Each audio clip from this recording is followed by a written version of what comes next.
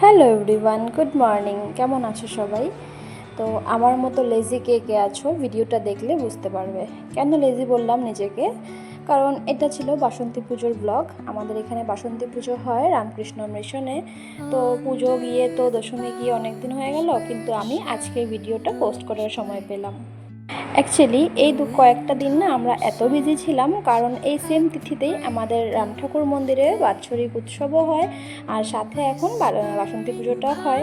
তো আয়ানদীপকে আমি বলেছিলাম যে বাসন্তী পুজো মানে দুর্গা পুজো, তো ও জিনিসটা মানে আগেও দেখেছে বাসন্তী পুজো, কিন্তু অতটা তো বুঝেনি। তো এবার ওকে মানে ভালো করে বুঝালাম যে দেখো সেম মানে মূর্তি হয়, সেম সব কিছু হয়।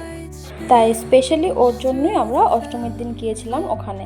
আর ওকে দেখলে তো কি সুন্দর করে গিয়ে চরণামিত নিল, মানে প্রণাম করলো। ওর কিন্তু এই জিনিসটা খুব ভালো একটা অভ্যাস। ও কোথাও পুজোর নাম শুনলেই ও আমাকে বলবে, মা তোমার কাছে পয়সা আছে? আমি তো বুঝে যাই পয়সা কেন খুঁজে, তারপরেও আমি না বোঝার মতো ভান করে বলি যে কেন। ও বলে যে দক্ষিণা দিতে হবে। তো ও কখনো দক্ষিণা ছাড়া বের হবে না। ও যেখানে যে পুজোতেই যাবে না কেন, ওর পকেট থেকে হলো ও কিছু না কিছু দিয়ে প্রণাম করে সুন্দর করে জলটা ভিতর নিয়ে আসে। এই জিনিসটা ওর একটা খুব ভালো হ্যাবিট। তারপরে ও মাসির সাথে গেছে, মানে মাসিকে লুটবে না সেটা তো হবে না। তো দেখো বৃষ্টির মধ্যেও নিয়ে নিচ্ছিল গোলা। আমি না করছিলাম যে ঠান্ডা লাগবে, কিন্তু কে কার কথা মানে। তো আমরা সবাই এখানে গোলা আইসক্রিম খেয়ে তারপর চলে আসলাম সোজা বাড়িতে। তো এই ছিল আমাদের বাসন্তী পুজোর ব্লগ। কেমন লাগলো অবশ্যই কমেন্টে জানাবো, ভালো লাগলে একটা লাইক করে দেবেন। টাটা।